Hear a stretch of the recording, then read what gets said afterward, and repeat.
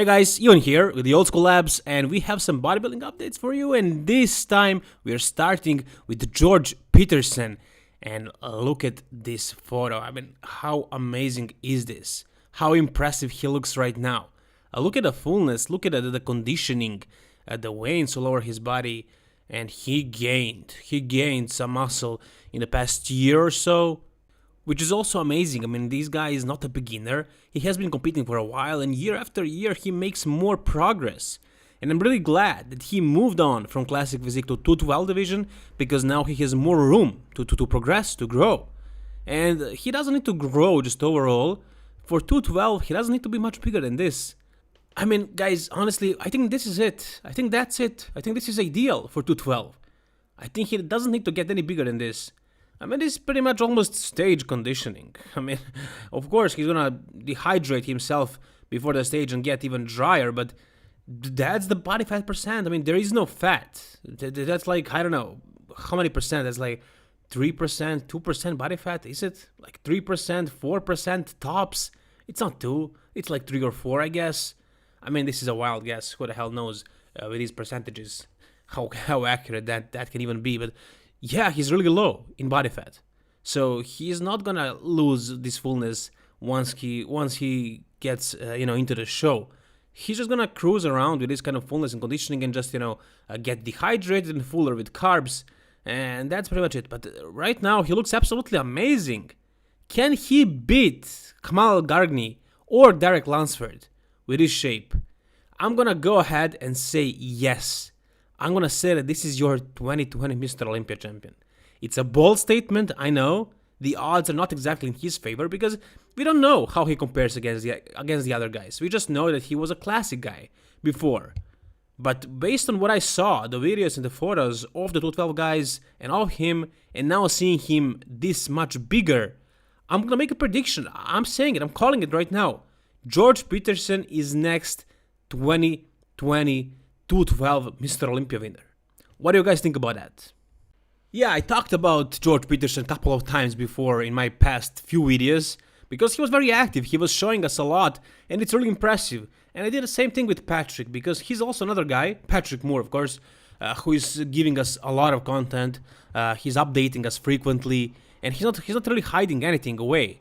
He's actually posing in mandatory poses, in posing trunks, on the good lighting. You can just see everything.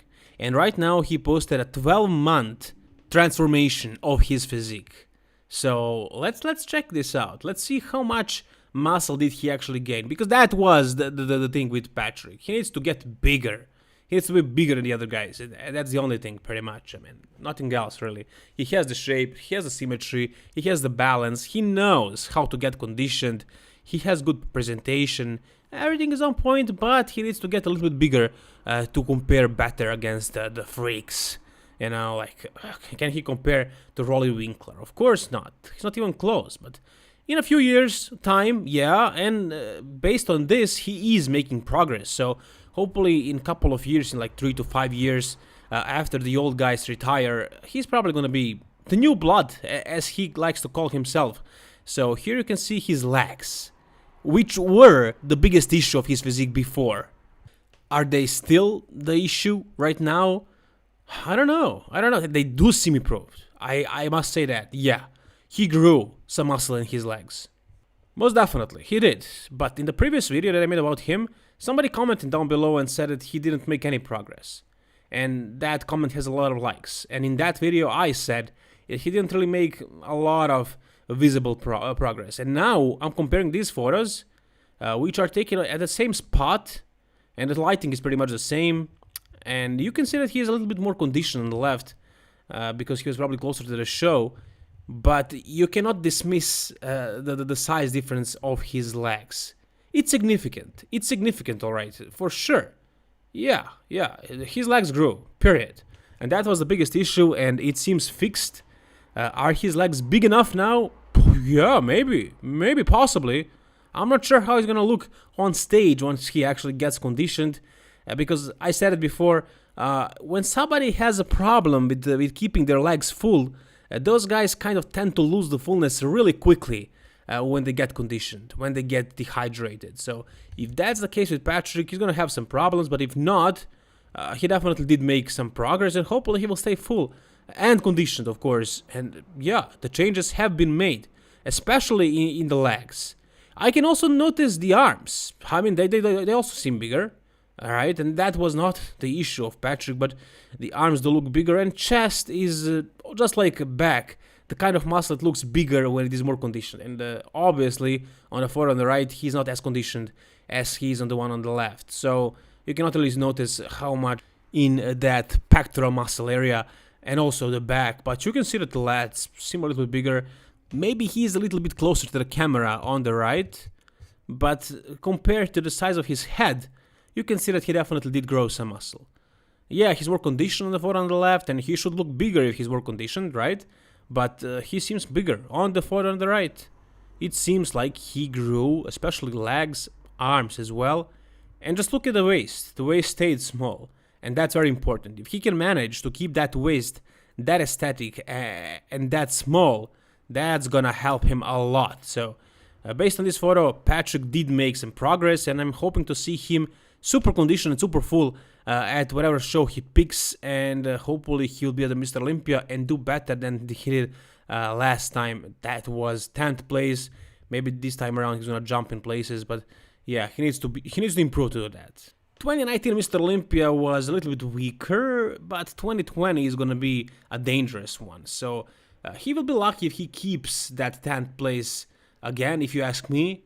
But can he make a leap? I don't think so. I don't think he made that kind of progress. But is it a possibility if some of the other guys don't bring the conditioning and he comes perfectly picked like he was in 2019? Then yeah, it's a possibility. He can do that. Not very likely, but he can make a progress. We'll see. We'll see. Whatever you think, tell me down below.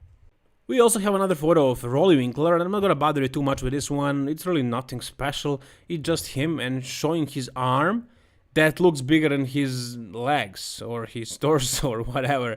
The biggest arm in the history of bodybuilding, probably. So he still has the size. We haven't really seen any physique updates like posing videos or posing photos, him hitting the poses. So maybe some of you were worried about Roelly. Is he still competing? Didn't he retire?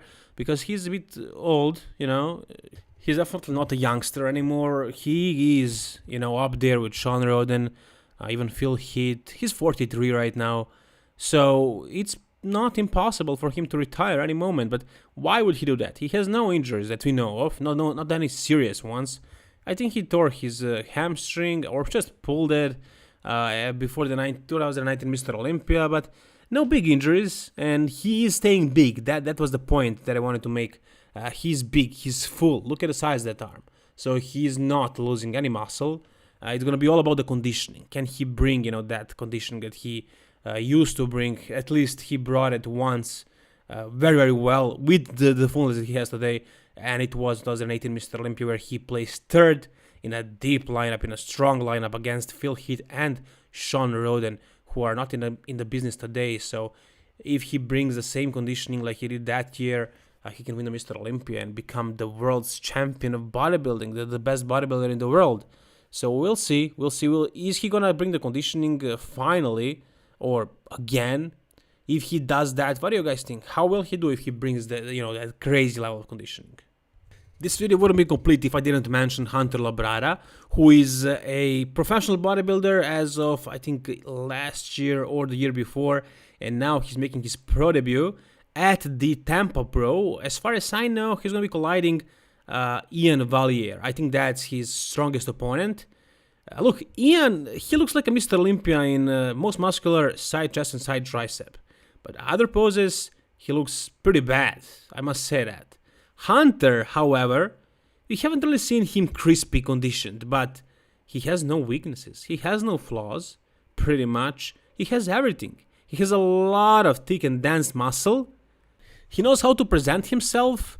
He's a great poser, just like his father, who was one of the best posers of all time. I'm sure he taught him a lot about that. He has the symmetry, just like his father as well. He has the completeness. He has no holes. He has everything, pretty much. And he has the crazy fullness. A lot of muscle, a lot of thick muscle. What he doesn't have, what I'm not exactly super happy with, is conditioning. So he never really brought that crispy level of conditioning. If he comes more conditioned than what he was at the Nationals where he won his pro card, I think he has a legitimate chance of challenging Ian Valliere and even beating him. How can I ignore this physique? It's really good. What is he lacking, really? I mean, you cannot really see it all in these couple of shots that I have here, but I've seen this guy's physique. I've seen him posing on the stage, on the video, of course, not in person, but still, you can see that he has everything. Round delts, big chest, big legs, pretty big back. I guess that's his biggest weakness as far as muscularity, but his back is good. His back is good. It's real good. He doesn't have that grainy, that gnarly conditioning. That's the only thing that I can think of to name as a flaw of this bodybuilder.